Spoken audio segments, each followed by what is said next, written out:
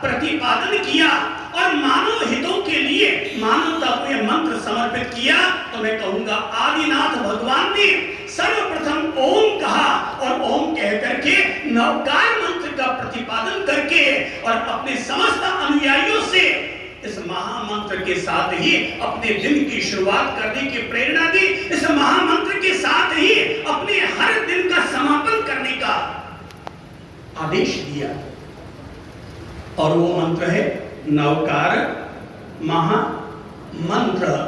नमो अरिहंताणम, नमो सिद्धाणम, नमो आयर्याणम, नमो उवज्झायाणम, नमो लोये सत्वसाहुणम, एसो पंचनमुक्कारो सत्वपाप पणासनो, मंगलाणं च सब्बे सिंह परमं हवै मंगलम।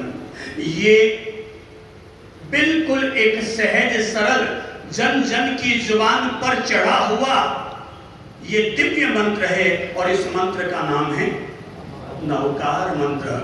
प्राणी मात्र की भलाई के लिए बना हुआ मंत्र है, अर्थात जैसे सूरज का उजाला क्या किसी एक पंथ वालों के लिए है?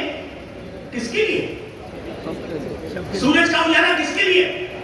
सबके लिए है। जैसे चांद की शीतलता क्या किसी एक धर्म वालों के लिए है? किसके लिए? तो जोर से बोलो।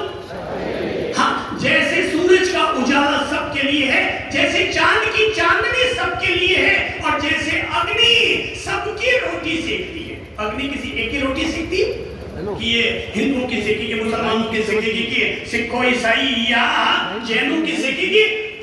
अग्नि सबकी रोटी सेकती है, चांद सबको चांदनी देता है और जब बादल बरसते हैं तो धरती के लोग लड़ते हैं, ये मेरा पानी और तेरा पानी, ये मेरी नदी ये तेरी नदी। बादल किसके लिए बरसते हैं? किसके लिए? तो जैसे बादल सबके लिए बरसते हैं, चांदनी सबको शीतलता देती है, सूरज सबको उजाला देता है, वैसे ही महामंत्र नवकार भी सबका कल्याण करता है। जो भी इसका उपयोग करेगा वही उसका हर किसी व्यक्ति का उपयोग करने वाले का उद्धार करेगा।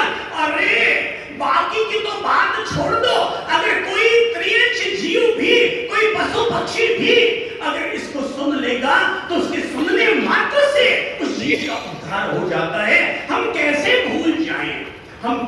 भूल जाएं कि किस तरह से कमठ जब वाराणसी के तट पर बैठ करके पंचाग्नि तप कर रहे थे तो उनकी वहां पर जो अग्नि तप जल रहा था, अग्नि जल रही थी, तो कहते हैं कि कमठ से मिलने के लिए वहां के राजकुमार पार्श्व कुमार भी वहां पहुंचते हैं और जब वे जलते हुए लकड़ों को देखते हैं तो न जाने उन्हें अपनी दिव्य दृष्टि से उन लकड़ों के बीच में जलता हुआ नाग युगल महसूस होता है और वे तब कमठ से कहते हैं, ऐ कमठ, अगर तुम्हें तप करना है तो तुम ज्ञान मूलक तप करो, ये अज्ञान मूलक तप मत करो।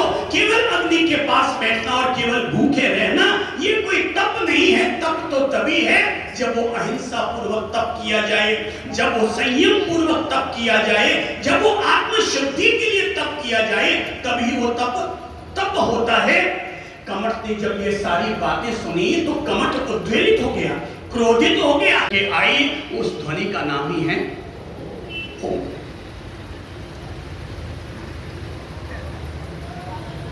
ये वो मूल ध्वनि है जिस ध्वनि के साथ हर धर्म का संबंध है।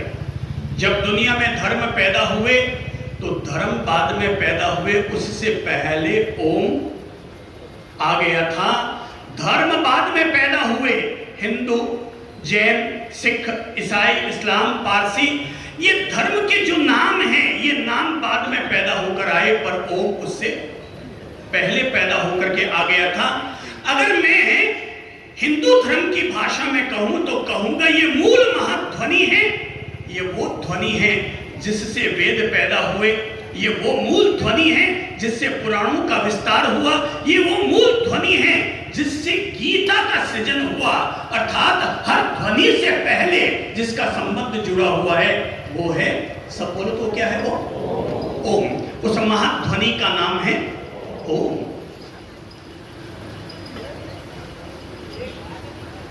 पर अगर मैं जैन धर्म की दृष्टि से कहूं तो कहते हैं कि भगवान श्री आदिनाथ प्रभु ने अनंत समय पहले जो अपने केवल ज्ञान प्राप्त होने के बाद जो प्रथम ध्वनि कही थी, तो उन्होंने केवल ज्ञान प्राप्त होते ही अपने समोषण की रचना हुई और वहां पर उन्होंने बैठ करके जिस पहली ध्वनि का नाद किया था वो प्रथम ध्वनि भी थी ओम। ओम में 3 अक्षर हैं। ओम का अगर हम संधि विच्छेद करते हैं तो 3 अक्षर पैदा होते हैं अ उ म। सब बोलो कौन से अक्षर हैं? ओम का संधि विच्छेद कीजिए तो कौन से अक्षर बनते हैं? अ उ म। ये 3 अक्षरों को जुड़ करके ओम बना है। हालांकि कहते हैं कि ये अखंड अक्षर है, पर फिर भी अगर इसका संधि विच्छेद किया जाए तो बनता है अ उ म ए यू एम। अ अनंत का वाचक है, उ ऊर्जा से जुड़ा है और मां हमें मोक्ष देने वाला है। तीनों चीजें एक साथ घटित होती है। हिंदू धर्म की दृष्टि से ओम के 3 अक्षर अ उ म ब्रह्मा, विष्णु और महेश 3 देवताओं की एक साथ आराधना करने के लिए लोग ओम की आराधना करते हैं, क्योंकि ओम का आह्वान करके वे ब्रह्मा, विष्णु और महेश तीनों देवताओं को एक साथ अपनी तरफ आकर्षित कर लेते हैं। मंत्र ठीक वैसे ही देवी देवताओं को आकर्षित करता है जैसे कि लोहा चुंबक को आकर्षित करता है। तो ब्रह्मा, विष्णु और महेश तीनों देव एक साथ आ जाते हैं। अगर हम विज्ञान की भाषा में कहें तो ऊर्जा क्या है? इलेक्ट्रॉन, न्यूट्रॉन और प्रोटॉन। सब बोलो ऊर्जा क्या है? Electron, neutron, proton. 3 चीजों के मिलने से जो चीज बनती है उसका नाम है एनर्जी, उसका नाम है ऊर्जा। और यही है अ उ म। इन 3 ध्वनियों के उच्चारण से जिस ऊर्जा का जन्म होता है मैं फिर कहूंगा उसी का नाम है ओम। जरा गौर कीजिए, ओम का पहला अक्षर क्या है? सब बोलिए तो पहला अक्षर क्या है? अ। जैन धर्म के प्रथम तीर्थंकर उनका क्या नाम है? आदिनाथ जी। ओम का पहला अक्षर आदिनाथ जी का प्रतिनिधित्व करता है। और जैन धर्म के अंतिम तीर्थंकर कौन है? महावीर। और ओम का जो मां है वो महावीर का प्रतिनिधित्व करता है। एक ओम नमः कहते ही आपका आदिनाथ से लेकर के और महावीर तक के 24 के 24 तीर्थंकरों की वंदना अपने आप हो जाती है। एक ओम के उच्चारण में 24 तीर्थंकर समाविष्ट हैं। एक ओम के उच्चारण में ब्रह्मा, विष्णु, महेश निहित हैं। जरा मुझे बताइए कि इस्लाम धर्म के लोग किसकी आराधना करते हैं? बोलिए कौन बोले? अल्लाह। ओम का अर्थ क्या है? अल्लाह है। इस्लाम धर्म की दृष्टि से कहूं तो ओम का अर्थ इस्लाम धर्म के अल्लाह है और इस्लाम धर्म के अंतिम पैगंबर है मोहम्मद साहब। और ओम के मां में समाये हैं मोहम्मद साहब का मां, अर्थात एक ओम कहते ही संपूर्ण अल्लाह से लेकर मोहम्मद साहब सबकी एक साथ इबादत हो जाती है। ये महान शक्ति है ओम। अगर हम बुद्धिज्म की बात करें तो तिब्बतियन लोग ओम मणि पद में हम इस मंत्र का जाप करते हुए वे बर्फीली पहाड़ियों के बीच भी इतना सघन इसका उच्चारण करते हैं कि उनके शरीर से पसीना पसीना निकलने लग जाता है। अर्थात वे भी अगर मंत्र साधना करते हैं तो मंत्र साधना में ओम मणि पद में हम मंत्र के साथ पहले क्या जुड़ा है? ओम। अगर वेद कहते हैं कि गायत्री मंत्र वेदों का सार है तो गायत्री मंत्र का पहला अक्षर क्या है? कितने लोग बोलेंगे? अपन सब लोग यहाँ पर प्रतिदिन सुबह बोलते हैं। चलिए सब लोग साथ साथ बोलते हैं ओम भूर्भुवस्वः तत्सवितुर्वरेण्यं भर्गो देवस्य धीमहि धियो यो नः प्रचोदयात्। पहला अक्षर क्या है? ओम, अर्थात ओम भूर्भुवः स्वः। भूलोक में अर्थात पाताल में, मध्यलोक में और स्वर्ग लोक में व्याप्त जो परमात्मा शक्ति है, जिसने सूर्य देव तक का भी वर्णन कर रखा है, हे प्रभु, हे ओंकार, आप हमारी बुद्धि को अपनी बुद्धि की तरफ लेकर के जाएं। यही है गायत्री मंत्र का अर्थ और उसका भाव। दूसरा फिर मंत्र लेता हूं, और वो मंत्र है महामृत्युंजय मंत्र। और महामृत्युंजय मंत्र का पहला अक्षर क्या आता है? कितने लोगों को याद है? हाँ, कई लोगों को याद है। ओम त्र्यंबकम यजामहे सुगंधिं पुष्टिवर्धनम् उर्वारुकमेव वन्दनाम् मृत्युर्मुक्षय्यमामृतात्। ओम स्वः भुवः भुः ओम ह्रां जुं सः। पहले कहां से शुरुआत है? ओम से। ओम से शुरुआत, ओम पर समापन। अर्थात संपूर्ण हिंदुइज्म अगर किसी एक बीज मंत्र में समाहित किया जा सकता है तो वो है ओम। किसने इस मंत्र को कितना महत्व दिया है, ये तो महत्व देने वाले व्यक्ति पर निर्भर करता है। हमारे यहाँ पर आदमी का नाम महावीर क्यों रखा जाता है? इसलिए कि इसी बहाने कम से कम महावीर स्वामी जी का नाम ले लेंगे, हमारे मुंह पर आ जाएगा, इसलिए बेटी का नाम लोग महावीर रखते हैं। राम नाम क्यों रखते हैं? रामचंद्र जी नाम क्यों रखा? बोले इसी बहाने हमारे मुंह पर दिन में 20 दफा राम राम आता रहेगा। आदमी अपने बेटे का नाम ओम प्रकाश क्यों रखता है? इसलिए रखता है ताकि इसी बहाने हमारे मुंह से बार बार ओम निकलता रहेगा। कौन व्यक्ति किस शब्द को क्या महत्व देता है, यह आदमी पर निर्भर करता है। एक युवक एक ज्ञानी गुरु के पास गया और जाकर कहने लगा कि प्रभु आप मुझे कोई गुरु मंत्र दीजिए। बोले भाई, गुरु मंत्र जब तक कोई व्यक्ति की योग्यता सिद्ध नहीं हो जाती है तब तक उसे गुरु मंत्र कैसे दिया जा सकता है? बोले गुरुदेव आप जो कहें मैं करने को तैयार हूं। बोले करने को तैयार हो तो यही बैठ जा, आश्रम में रुक जा और बैठ करके पहले तो जो हम लोग कर रहे हैं उसमें तुम भी शामिल हो जाओ, गुरुजनों की सेवा करो, भगवान की भक्ति करो, और जब मैं तुझे योग्य समझूंगा तो गुरु मंत्र दे दूंगा। 1 महीना, 2 महीना, 6 महीने बीते, साल भर बीत गया और उसने कहा गुरुदेव आपने मुझे अभी तक कोई गुरु मंत्र तो दिया ही नहीं है, पूरा साल भर बीत गया, केवल अपनी चंपी करवा रहे हो, अपनी सेवा करवा रहे हो, कोई अभी तक कोई गुरु मंत्र तो आपने मुझे दिया ही नहीं। गुरु ने एक दिन सुबह उठकर के उसे अपने करीब बुलाया और करीब बुलाकर के कहा कि सावधानी से बैठ जाओ, सावधान होकर बैठो, मन को शांत करो, अब मैं तुम्हें गुरु मंत्र देता हूं, शांति से बैठो, सावधान होकर बैठो, मन को स्थिर करो, अब मैं तुम्हारे कान में मंत्र फूंकता हूं।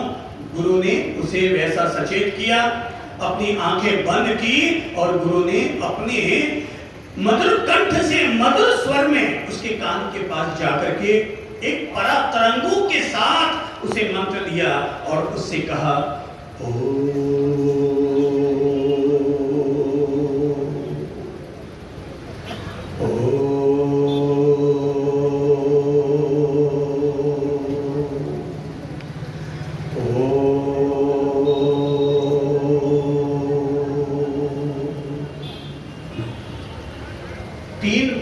उसे ये मंत्र दिया और कहा कि बेटा तुझे मेरा आशीर्वाद है, अब तुम इसकी साधना करो, सुबह शाम दोनों समय बैठकर मेडिटेशन के साथ इसकी साधना करो, तुम्हें ये मंत्र अवश्य सिद्ध होगा।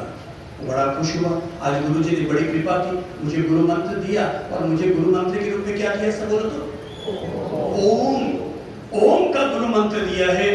वो अपने घर के लिए निकला, मंत्र लेकर घर के लिए निकला और जब आगे बढ़ रहा था इतने में ही गली की तरफ से गुजरा तो गली में किसी ने आवाज दी, अरे ओ ओमिया, ओमिया इधर आ रही हो ओमिया।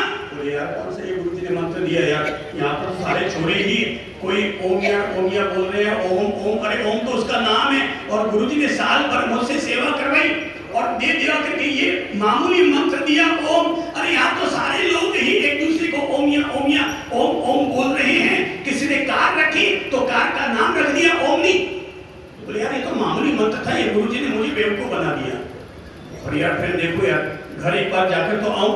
घर की तरफ और बढ़ा तो आगे आया बाजार, और जब बाजार से गुजर रहा था तो वहां दूध दही के भंडार नजर आ रहे थे, मिठाई की दुकान नजर आई, और ऊपर जैसे बोर्ड पर नजर पड़ी, बोले ओम प्रकाश श्यामलाल मिठाई वाला। बोले यार गुरु ने फिर बेवकूफ बना दिया यार, यहाँ तो ये तो जलन नाम है, ओम प्रकाश श्यामलाल मिठाई वाला, क्या बात है यार, गुरुजी ने कोई मंत्र दिया ही। बोले नहीं मैं घर नहीं जाऊंगा। वापस गुरुजी के पास गया, बोले गुरुजी आपने कौन सा मुझे मामूली सी मंत्र दे दिया, ये तो सभी लोग बोलते हैं, इस मंत्र में ऐसा क्या रखा है जिसके लिए आपने मुझसे साल भर तक तपाया, ये तो मामूली शब्द है। गुरु ने उसकी बात समझी और बात समझ का बेटा इधर आ, मैं तुझे अब असली बात समझाता हूं। अपनी झोली में हाथ डाला और हाथ डाल करके एक पत्थर निकाला और कहा कि बेटा ले जा ये पत्थर और मार्केट में जा, इस पत्थर की कीमत पता करके आ, अलग अलग आदमी के पास जाना और अलग अलग आदमी से इसकी रेट पूछ करके आ, और सावधान इसे बेचना नहीं। वो पत्थर लेकर के निकल पड़ा, गया सब्जी वाले के पास, बोले भाई साहब ये पत्थर लाया, बड़ा कीमती पत्थर लग रहा है, बड़ा चमकदार है। सब्जी वाले ने पत्थर देखा, बोले हाँ यार है तो बड़ा चमकदार, पर मेरे क्या काम का, पर ठीक है कोई बात नहीं, मेरे 1 किलो के बाट के साथ में ये भी 1 किलो का और तोलने में काम आ जाएगा। एक काम कर, मैं तुझे इसके बदले में 1 किलो आलू दे देता हूँ। उसने कहा भाई साहब बेचना तो ही नहीं है ना, केवल रेट पूछनी है। और आगे बढ़ा तो किराने की दुकान पर गया, उससे जाकर के पूछा भाई साहब ये पत्थर कितने रेट का है। किराने वाले दुकानदार ने कहा यार पत्थर पता नहीं है, समझ में नहीं आ रहा ये है क्या यार, पर इसकी चमक वमक कुछ बता रही है, फिर भी कुछ तो काम का है, चल मैं इसके बदले में तुझे 1 क्विंटल गेहूं की बोरी दे दूंगा। क्या दे दूंगा? सब लोग अपने आप, ये थोड़ा सा गंभीर विषय, इसलिए थोड़ा समझते हुए ले लो। ये क्या है? 1 क्विंटल आपको इसके लिए क्या दे दूंगा? गेहूं की बोरी। बोले भाई बेचना नहीं है, मुझे केवल कीमत पूछनी है। और आगे बढ़ा और किसी सोनार की दुकान पर पहुंचा, सोनी जी की दुकान पर पहुंचा, उससे पूछा भाई साहब इसकी रेट कितनी है। ढंग से समझ नहीं आ रहा है, पर फिर भी लगता है कुछ ना कुछ तो इसमें दम है, इसके कुछ नगीने बना करके और लोगों की अंगूठियों में जड़ दूंगा। एक काम करता हूं, मैं तुझे इसके बदले में 1 किलो चांदी दे दूंगा। बोले भाई बेचना नहीं है, केवल कीमत पूछनी है। पहले वाले ने क्या रेट बताई थी? कितनी बताई थी? 1 किलो आलू। दूसरे ने क्या बताई? 1 क्विंटल गेहूं। और तीसरे क्या बताई? 1 किलो चांदी। बोले यार इसमें कुछ क्या है, ये माजरा क्या है यार, कोई इसके बदले में 1 किलो चांदी दे रहा है और कोई इसके बदले में केवल 1 किलो आलू ही दे रहा है। बोले अभी भी और कुछ इसमें संभावनाएं लग रही है। वो और किसी ज्वेलर्स की दुकान पर पहुंचा, वहां गया तो उससे को दिखाया, उसने कहा यार है तो बड़ा कुछ नमूना जोरदार लग रहा है, मैं तुझे इसके बदले में 1 किलो सोना दे सकता हूँ। बोले और चल रहा है यार, 1 किलो सोना मतलब 70 लाख तक तो ये पहुंच ही गया है। बोले अभी भी इसमें कुछ ना कुछ खास बात है।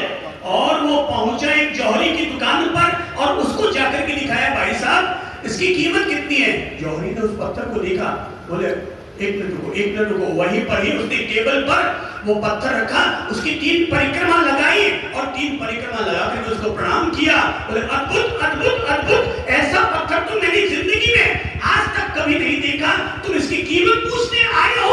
अरे मेरी दुकान की अगर सारी ज्वेलरी भी इस पत्थर के बदले में दे दी जाए तब भी उसकी कीमत नहीं हो सकती। बोले क्यों, ऐसा क्या है इसमें? बोले तुझे ये पत्थर दिया किसने, पहले तो ये बता। बोले वो जो गुरुजी है ना उन्होंने दिया। ओह, तो मैं भी उन्हीं का शिष्य हूं और तुम भी उन्हीं से यह पत्थर लेकर आए हैं। अरे इस पत्थर की कीमत कोई आंक नहीं सकता, क्योंकि ये कोहिनूर है, कोहिनूर। बोले क्या बात करते हो, ये कोहिनूर है, कोहिनूर? बोले हाँ ये कोहिनूर है। गुरु ने कहा है केवल कीमत आंक करके लाना है, इसको बेचना नहीं है। वो गुरु पत्थर के साथ वापस लौट करके गया गुरुजी के पास। वो जौहरी भी साथ साथ गया, युवक भी गया। बोले भगवान आप भी कैसे कैसे पत्थर इनको पकड़ा देते हैं, ये अनजान व्यक्ति कहीं ये 1 किलो हो आलू के बदले में अगर बेचकर आ जाता तो। बोले ये बेचने वाला नहीं था, मैंने इसको मंत्र दिया हुआ है, वो मंत्र इसका पीछा कर रहा है, वो मंत्र इसके साथ दे रहा है, इसलिए इसमें ये बुद्धि आएगी नहीं कि मैं 1 किलो आलू और 1 क्विंटल गेहूं के बदले में इसे बेचकर आ जाऊं। पत्थर लाया गया, बोले बेटा क्या तुम समझे? बोले गुरुदेव क्या समझाना चाहते हैं? बोले बेटा मैं तुझे ये समझाना चाहता हूँ कि ये पत्थर किसी के लिए कितनी कीमत, कैसा बोलो तो आप, किसी के लिए 1 किलो आलू पालिश की कीमत है और किसी के लिए ये कोहिनूर हीरा है।